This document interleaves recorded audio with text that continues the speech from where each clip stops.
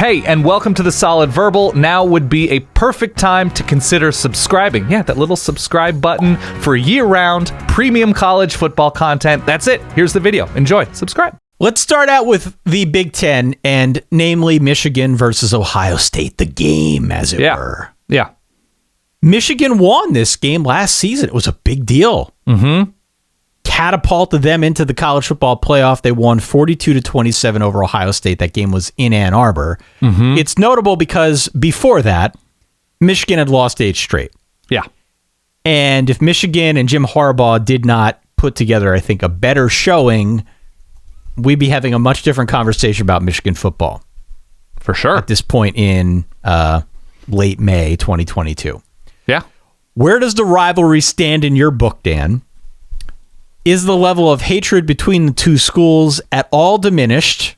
I already know the answer to this, but let's just do a thought experiment. Sure. Where does Michigan-Ohio State rank on your own personal meat, beef, juice-o-meter? Well, it's obviously prime. I wish it had been a sort of more back and forth situation since, like, I don't know, 2000. I think Michigan has won 3 times since the year 2000. But there is something that is especially beautiful about having a fan base, in this case Ohio State's, have to resort to, oh, well, you win once and suddenly you're crowing. You've lost 20 of 22. You've lost.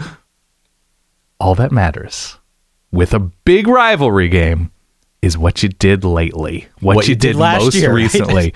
And so for 364 days, Michigan fans have the only thing that matters in a rivalry. To me, it's who won last year.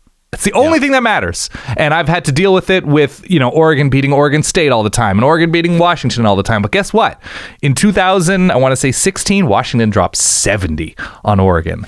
And that was a rough stretch of time for me with my little brother Alex, who was a Washington fan. Because the only thing that matters, whenever you see somebody pointing to history, historically, oh, well, Michigan has won many more games as a program than all. No.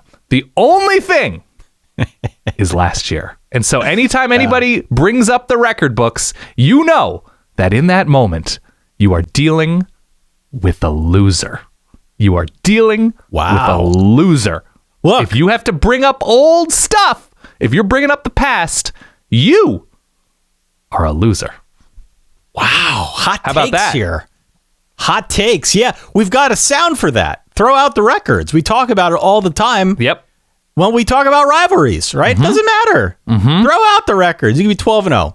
There's always that chance, always that smidge of a chance. Yep. That something could go sideways and a rival could end up winning. And it's going to be the case here as we go through the remaining 14 games that we've got on our list, and I'm sure countless others that we could discuss. Yeah. It is what you did lately. And that's what matters the most, I think, in a rivalry. We use that information, what a team did over the last 10 years.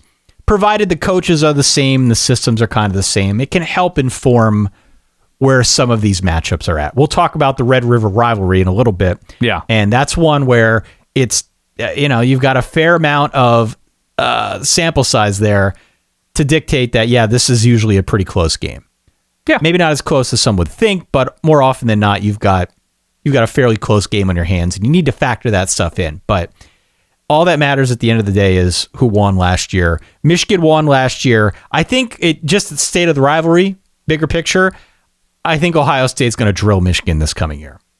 That's fine. I think they're going to drill them this year because I think Ohio State's going to get its defense in better working order. Michigan may not have as potent a ground attack as they did last season. It'll still be pretty good, but I don't know if they can rely on it against this Ohio State defense the way they did back in 2021. And I do think the Ohio State offense, despite losing so much ammo, is still going to be loaded for bear. So with all that being said, I'm very optimistic on the Ohio State side that they're going to come into this thing with an axe to grind and leave it out there on the field. But who knows? As a rivalry, by the way, the excitement marbling is vast in this stake because we have defending Big Ten champion Michigan. We have Michigan loaded on offense in a way that they really haven't been in quite some time, to me. And Ohio State, it has the revenge factor. Ohio State's a better built program right now. It's a more talented program. There's no reason to think that Michigan is in a better place right now than Ohio State, but Who won last year? So who won last year? In terms of teams that are both in a great place and feelings about, each other and, having that back and forth now that there is a back and forth, I don't think it's a difficult argument to say that this is the most electric rivalry in college football today, because Auburn's in a down place for the Iron Bowl, because UCLA and USC are sort of, what are we going to, Texas, Oklahoma. Hold that thought on Auburn. But in terms of proven, I know what you're going to say about last year, but in terms of proven and expected electricity, there is not a current today juicier rivalry. And by the way, addendum on Michigan State. I think, in my experience and from what I've seen up close and from afar, that there may be more interpersonal animus and anxiety about Michigan State than Michigan-Ohio State. Because it's the in-state thing, there's the historic nature of Michigan-Ohio State, and the national nature, for sure, has incredible juice.